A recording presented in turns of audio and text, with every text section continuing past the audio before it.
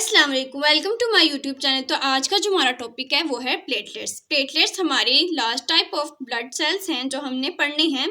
इससे पहले हम एरिथ्रोसाइट्स यानी रेड ब्लड सेल्स और ल्यूकोसाइट्स यानी वाइट ब्लड सेल्स को डिस्कस कर चुके हैं। प्लेटलेट्स को हम थ्रोम्बोसाइट्स भी कहते हैं। Thrombo means clot, cytes means cells. ये वो वाले सेल हैं जो क्या करते हैं, हमारी बॉडी में क्लॉट फॉर्मिंग सेल्स हैं, क्लॉट फॉर्म करते हैं, ब्लड क्लॉटिंग में हेल्प करते हैं। Thrombocytes are not cells in strict sense. हम थ्रोम्बोसाइट्स को या प्लेटलेट्स को स्ट्रिक्ट सेंस में सेल्स नहीं कह सकते, क्योंकि ये खुद कहाँ से ड्राइव किए गए हैं, एक मेगा कैरियोसाइट से ड्राइव किए गए हैं। एक सेल है जिनसे प्लेटलेट्स डिराइव की होती हैं। Thrombocytes are the cellular derivative of the megakaryocytes. ये किससे डिराइव किए गए हैं, मेगाकैरियोसाइट से। तो मेनली मेगाकैरियोसाइट से जो साइटोप्लाज्मिक फ्रेगमेंट्स बनते हैं उनको हम कहते हैं platelets. They represent fragmented cells which contain residual organelles। Example के तौर पे उनमें कौन कौन से ऑर्गेनेलीज होती हैं, रफ एंडोप्लाज्मिक रेटिकुलम होता है और गोल्जी अपरेटस होता है।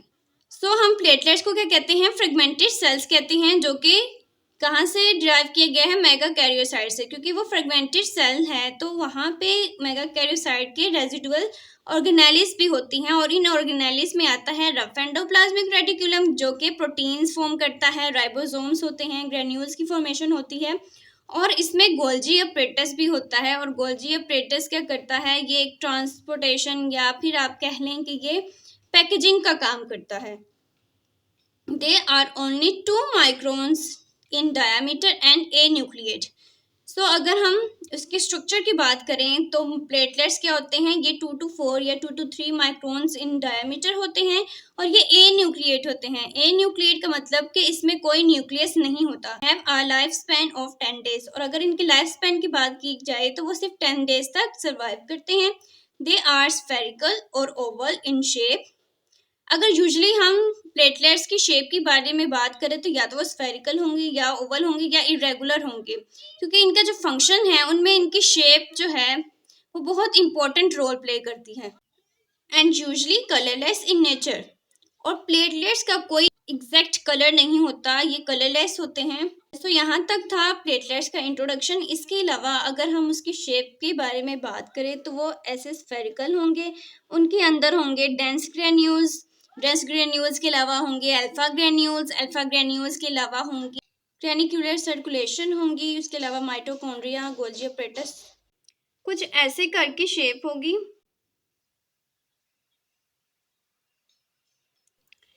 अब हम नेक्स्ट देखेंगे थ्रोम्बोपोइसिस को। थ्रोम्बोपोइसिस क्या है, फॉर्मेशन ऑफ थ्रोम्बोसाइट्स मीन्स के प्लेटलेट्स की फॉर्मेशन अगर हमारी बॉडी में किस तरह होती हैं वो देखें तो ये सारी ब्लड सेल्स जो होते हैं वो एक मेनली एक स्टेम सेल से ड्राइव किए गए हैं। स्टेम सेल कौन सा है, हीमोसाइटोब्लास्ट। हीमोसाइटोब्लास्ट से अगर हम थ्रोम्बोपोइसिस की चेन ऑफ डेवलपमेंट में देखें तो क्या आएगा, मेगा कैरियोब्लास्ट।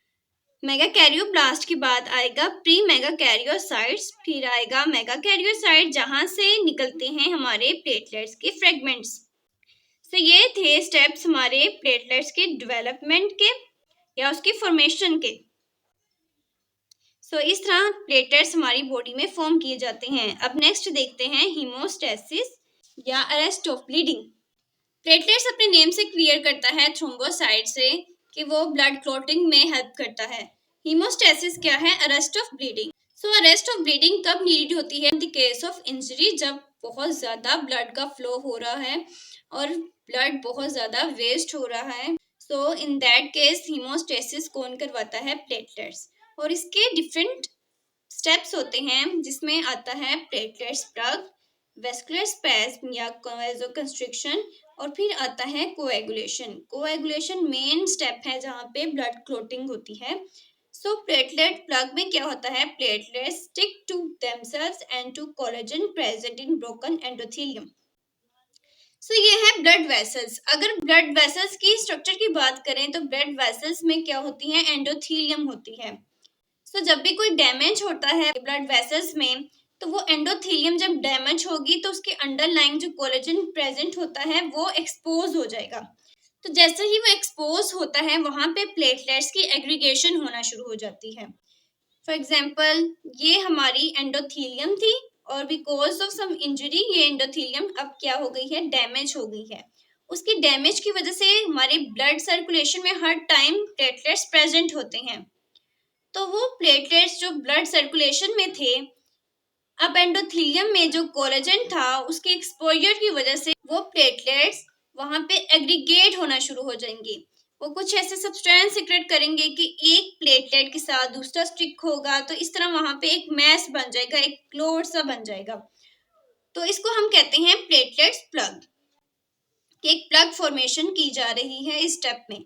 और नेक्स्ट है वेस्कुलर स्पैस्म या vasoconstriction in larger vessels, smooth muscles spontaneously constrict when damage.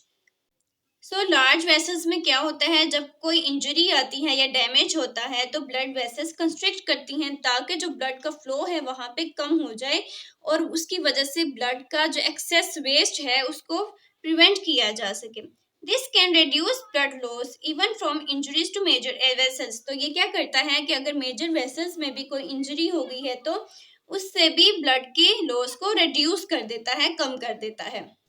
सो अब है मेन स्टेप जो कि है कोगुलेशन या ब्लड क्लॉटिंग का जो फॉर्मेशन का प्रोसेस है उसको हम देख लें। तो chemical reactions that lead to fibrin clot. अब फिब्रिन क्लॉट क्या है ये हम फर्दर देखते हैं। Platelets release chemical factors such as thromboxane, PF3, ADP और सीरोटोनिन। ये कुछ फैक्टर्स हैं जो कि हमारे प्लेटलेट्स सिक्रेट करते हैं। सबसे पहले प्लेटलेट एंडोथेलियम के नीचे एक्सपोज किए गए कोलेजन फाइबर से अटैच होंगे और उनकी वजह से जब वो अटैच होंगे, एक तो वो स्टिकनेस को प्रोड्यूस करेंगे ताकि जो नेबरिंग प्लेटलेट्स हैं वो उनके साथ स्टिक कर सकें, और दूसरा वो क्या करेंगे, केमिकल्स फैक्टर्स को रिलीज करेंगे। और ये वो सारे केमिकल्स फैक्टर्स हैं और ये फर्दर आगे क्या करेंगे, ये प्रोथ्रोम्बिन एक्टिवेटर्स के तौर पे एक्ट करेंगे। और हमारे प्लाज्मा में प्रेजेंट जो प्रोथ्रोम्बिन एक मैक्रोमोलिक्यूल है उसको कन्वर्ट कर देंगे मोनोमर्स में, और वो मोनोमर क्या होगा, थ्रोम्बिन। अब थ्रोम्बिन ने क्या करना है, हमारे ब्लड में प्रेजेंट होती है फिब्रिनोजन, एक पॉलीमर होता है जो कि सोल्यूबल होता है, तो उसने उसको कन्वर्ट करना है एक अनसोल्यूबल फाइब्रिन में। और इस फिब्रिन ने अब फर्दर क्या करना है, fibrin threads knit clot together. तो यहाँ पे जहाँ पे प्लेटलेट्स एग्रीगेट हुई थी तो वहाँ पे फिब्रिन थ्रेड्स आएंगे। तो उस थ्रेड ने, जिस तरह हमारे क्लॉथ में थ्रेड्स होते हैं और थ्रेड्स ने मिल के एक क्लॉथ बनाया होता है, कपड़ा जिस तरह एक फुल कवरिंग है, तो हमारी ब्लड वेसल्स में जहाँ पे डैमेज होगा वहाँ पे एक तो प्लेटलेट्स की एग्रीगेशन होगी और उसी में आ जाएंगे फिब्रिन के थ्रेड्स, और थ्रेड्स क्या करेंगे, यहाँ पे फुल क्लोटिंग का या फुल कवरिंग का फंक्शन परफॉर्म करेंगे। और इसी के साथ फिब्रिन थ्रेड्स में रेड ब्लड सेल्स को इंट्रैप किया जाएगा और बाकी ब्लड सेल्स को भी इंट्रैप किया जाएगा ताकि ब्लड क्लॉट की फॉर्मेशन की जा सके। Depending on location fibrous tissue में be produced and epithelial reformed as a vessels and tissue heads. So क्या होगा कि हमारी डैमेज्ड ब्लड वेसल्स की लोकेशन की बेस में वहाँ पे फाइब्रस टिश्यू की फॉर्मेशन होगी और जो हमारे एपिथेलियल डैमेज हो गई है उसकी रिफॉर्मेशन होगी। तो अगर एपिथेलियल की रिफॉर्मेशन हो रही है इसका मतलब कि हमारी ब्लड वेसल्स अब हील हो चुकी है। तो जैसे ही वो हील होगी तो यहाँ पे जो प्लेटलेट्स आए हैं, फिब्रिन्स आए हैं, वो जो डेब्रिस यहाँ पे जमा हो गया था वो क्या होगा, उसकी क्लॉट की सबसे पहले डिसोल्वेशन होगी और फिर वहां पे डेब्रिस रिमूव किया जाएगा। और ये सब किसकी वजह से होगा, बिकॉज ऑफ फेगोसाइटोसिस। अब फेगोसाइट सेल्स आएंगे और वहां पे जो प्लेटलेट्स होंगे या फिब्रिन वगैरह जो भी वहां पे डेब्रिस होगा उसको क्लीन कर देंगे। तो इस तरह हमारी बॉडी में ब्लड फ्लो को प्रिवेंट किया जाता है with the help of blood clotting, और फिर बाद में उस डेब्रिस को जब ब्लड वेसल हील हो जाता है तो with the help of phagocytic cell उसको क्लीन किया जाता है।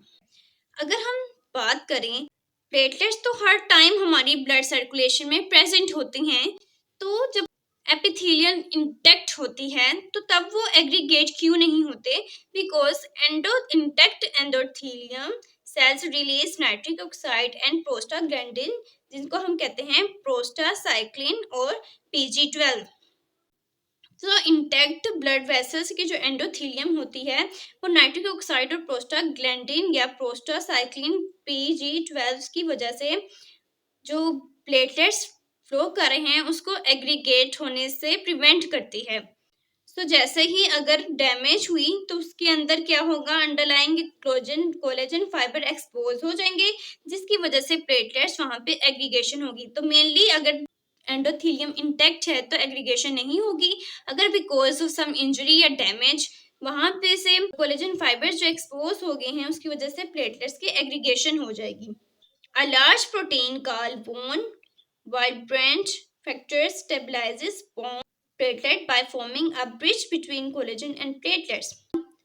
ये वाला जो प्रोटीन है ये कहाँ से बनती है या किस में होती है, ये हमारे अल्फा ग्रेन्यूल्स में प्रेजेंट होती है। और इस प्रोटीन का क्या काम है कि कोलेजन फाइबर्स और प्लेटलेट्स के बीच में एक ब्रिज को बनाता है ताकि वहां पे जो अटैचमेंट जो होती है, अधेरेंस होती है, वो ज्यादा मजबूत हो सके। एंड नेक्स्ट फर्दर कुछ कंपोनेंट्स है, कुछ फैक्टर्स हैं जो कि प्लेटलेट्स में प्रेजेंट होते हैं, जिसमें एडिनोफॉस्फेट में भी आता है a potent aggregating agent that cause more platelets to stick and release their contents. So सबसे पहले आके प्लेटलेट्स ने अधेर होना था, एग्रीगेट होना था, फिर फैक्टर्स को रिलीज करना था जो कि कोएगुलेशन के प्रोसेस को स्टार्ट करते हैं।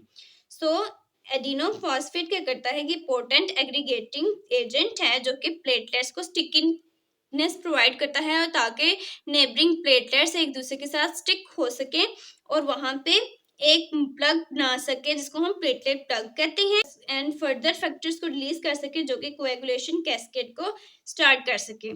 सो थ्रोम्बोक्सिन जो कि हमारे प्लेटलेट्स सीक्रेट करते हैं, ये भी क्या करते हैं कि प्लेटलेट्स की एग्रीगेशन को इंक्रीज करते हैं। नेक्स्ट है सीरोटोनिन जो कि प्लेटलेट्स सीक्रेट करते हैं, वो वैसोकंस्ट्रिक्शन को कॉज करवाते हैं ताकि ब्लड फ्लो को भी कम कर सके। सो एक तो platelets with the help of coagulation blood की फ्लो को रोकता है और नेक्स्ट वो विद द हेल्प ऑफ वैसोकंस्ट्रिक्शन भी फ्लो को रोकता है। सो इस तरह हमारे जो प्लेटलेट्स है वो बहुत इंपॉर्टेंट रोल प्ले करते हैं। तो ये था हमारी प्लेटलेट्स का इंट्रोडक्शन और कैसे वो ब्लड क्लॉटिंग में हेल्प करते हैं। आई होप सो कि आपको समझ आई होगी। तो मिलते हैं नेक्स्ट वीडियो में। अंटिल देन अल्लाह हाफिज़।